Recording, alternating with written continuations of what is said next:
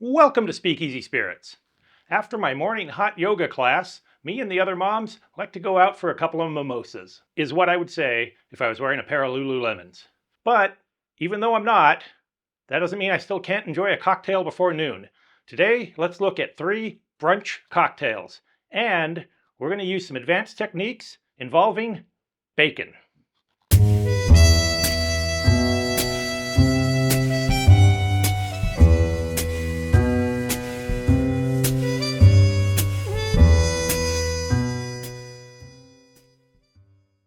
One of the most popular and well-known brunch cocktails would be the Mimosa or the Bellini.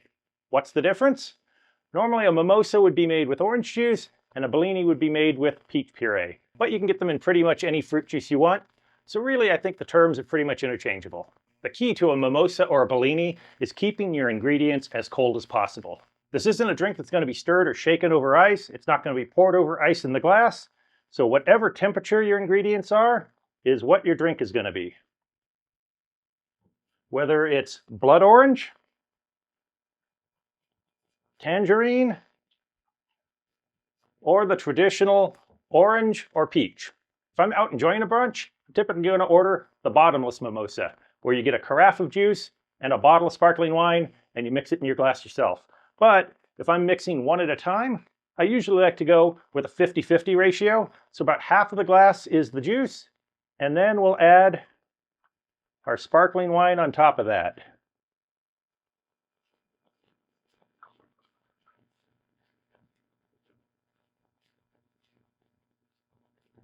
I do love these small little bottles. You can get about 2 glasses out of 1 bottle. And there you have a tangerine and blood orange mimosa, the simplest brunch cocktail. This is going to be pretty low on alcohol. The sparkling wine is only about 11%. So really this whole glass is only about 5% alcohol, which is probably all you're going to need in the morning. You don't need to get hammered at 11 a.m. Save that for the evening.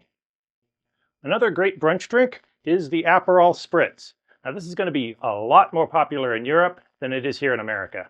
Everywhere I've traveled in Europe, if a place is open for business in the morning or afternoon, they are definitely serving an Aperol Spritz. For this drink, we're going to start with 3 ounces of Aperol.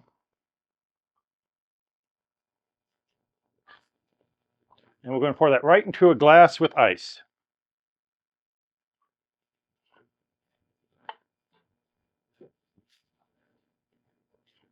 Now we're going to do about 2 ounces of Prosecco.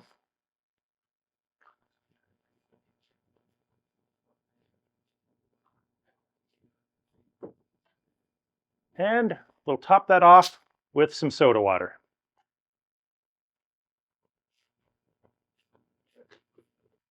For a garnish, typically an orange slice would be common here. But in this case, we're going to mix it up a little. And I'm going to cut a slice of Tangelo. We're going to cut 1 big wheel, cut that in half, and slide that right into the glass. And there you have traditional Aperol Spritz.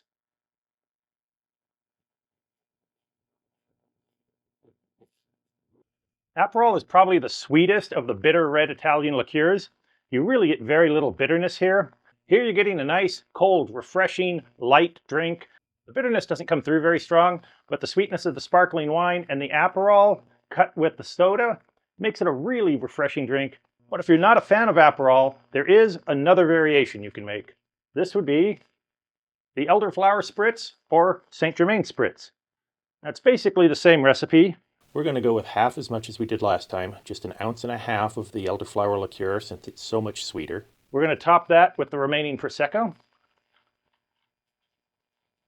And leave a little room at the top for a splash of soda water. Now, just like last time, we're going to put in a slice of Tangelo. And there you have an Elderflower Spritz.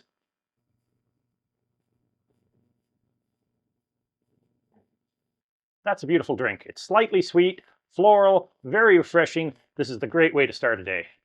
For our next couple of brunch cocktails, we're going to go beyond mimosas and Bellinis and do something really interesting. But first, we have to prepare a little with a technique called fat washing. This is when you add a fat to a spirit to infuse its flavor into the liquor.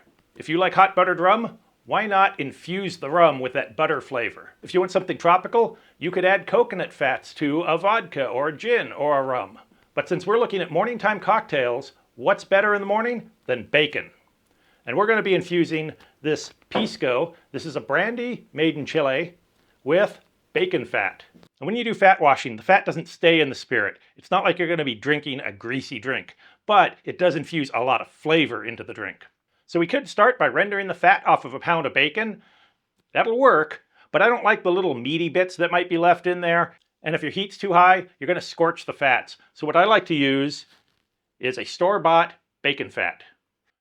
Now we're just going to scoop out a couple of ounces into a saucepan.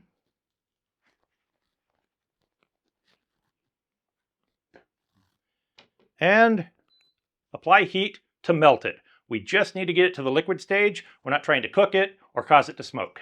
If you're vegetarian or you just don't like the idea of bacon flavored liquor, stick around because these two recipes can both be made with just a vodka or a gin or any other plain spirit.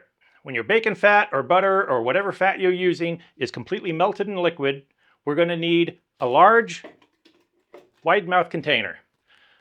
We're going to add our spirit of choice. In this case, we're using this pisco. But bacon with a nice bourbon is a really nice combination. Like I mentioned earlier, if you like hot buttered rum in the winter, making a buttered rum to use in that recipe, really fantastic, really amps up that butter flavor without adding any fat to the drink.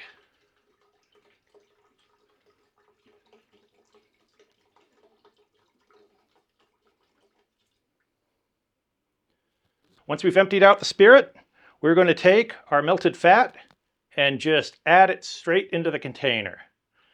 Now you could just use a pitcher, anything with a large open mouth, that's going to be important later. But if you have a way of sealing it, that's great. Because what we want to do is really integrate this with the spirit, give it some good shakes. If you don't have something that seals, you could use a spoon and just stir it up. What we're going to do is let that sit and cool for a few minutes. We'll give it another shake, and then we're going to move it into the refrigerator. As it cools, the fat is all going to rise to the top and solidify as a large disc. That's why we want a largemouth container, so we can lift that disc out in one piece. We'll be left with a completely clear spirit in here, with no fat, no greasiness, but that flavor of bacon will be there. We've let our mixture of bacon fat and pisco sit for about 4 hours at room temperature. Then I popped it into the freezer for a while. That allowed all of the fat to solidify and float up to the top. So now we need to remove that fat and pour this into another container. I'm just going to lift out the solidified fats. Now it's not completely clear yet. There's still a little fat to remove. So we're going to strain this through a fine mesh strainer. That'll get out the larger pieces.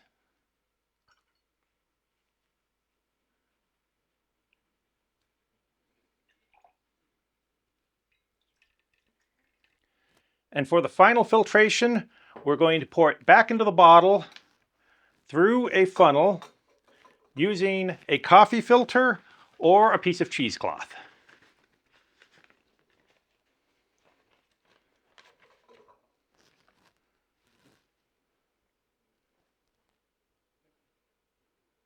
Filtering it through the coffee filter is going to go a little slow, but you can see we're already getting a perfectly clear liquid out of this. So while we wait for this to finish, why not make yourself a nice cocktail? The reason we're getting a crystal clear spirit at the end of all this, but it's going to retain the bacon flavor, is that in that bacon fat, there are flavors that are alcohol or water soluble. And so through this process, even though we're removing the fats, those soluble flavors are staying with the liquid. There are flavor compounds in the fat that are water soluble or fat soluble. So the alcohol is extracting those flavors and keeping them in the spirit while we remove all of the fat. So we're not going to end up with a greasy cocktail. Same would apply to olive oil or even Parmesan cheese if you really wanted a Parmesan flavored vodka. But I think I'll stick to bacon because I have some great ideas for how we're going to use this. We finished filtering, so let's take a quick taste.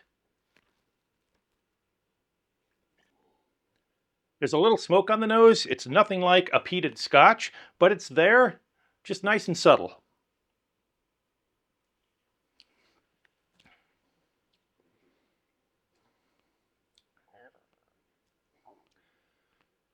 On the taste, the brandy still comes through, but there's a smokiness and a nice savoriness. It really gets the essence of the bacon. It's not overpowering or too strong, but I think it's going to make a nice accent in this next cocktail. This cocktail is an original recipe that I came up with for a Stranger Things Season 2 binge watching party. Now in the show, I'm sure everybody knows that Eleven loves Eggo waffles. So I wanted to come up with a cocktail that you could pair with Eggos. Since this is a breakfast themed cocktail, what's better with breakfast than some bacon? So let's start with 2 ounces of our bacon pisco. Any good balanced breakfast is going to need some eggs. So we need either 1 egg white, 3/4 of liquid egg whites out of a carton, or my preferred method, 1 frozen egg white. Now, it's not breakfast unless we have some pancakes, so let's add 1/2 ounce of maple syrup. This is a sour style cocktail, so we're also going to add 3/4 ounce of lemon juice. And no breakfast is complete without orange juice, so let's do 2 dashes of orange bitters. Now, like most egg white cocktails, we're going to start this with a dry shake. That's shaking it without any ice. This is going to help build up the foam. Now, once you've given it a good shake, open it up and add some ice, and we'll shake it again.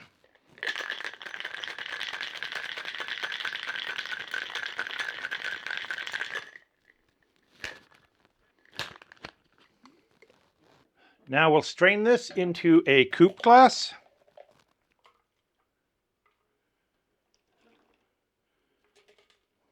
And since this was created for Stranger Things Season 2, the perfect garnish would be 1 mini Eggo waffle on the edge of the glass. There you have the 11.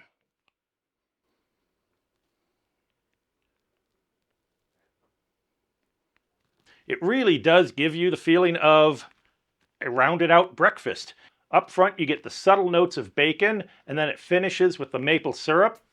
And in between there, you've got the tartness of the lemon and the richness of the egg white. This is really a nice cocktail. It does stick to the classic sour proportions. So this still is a classic cocktail, even though it's an oddly themed cocktail. The ingredients do sound a little weird, and it might be a little bit of work to make a fat-washed spirit, but it's a good classic style cocktail. Hope you liked the video. If you did, be sure to like and subscribe. Also, check out the Speakeasy Spirits merch store at the link in the description below. We'll see you next time.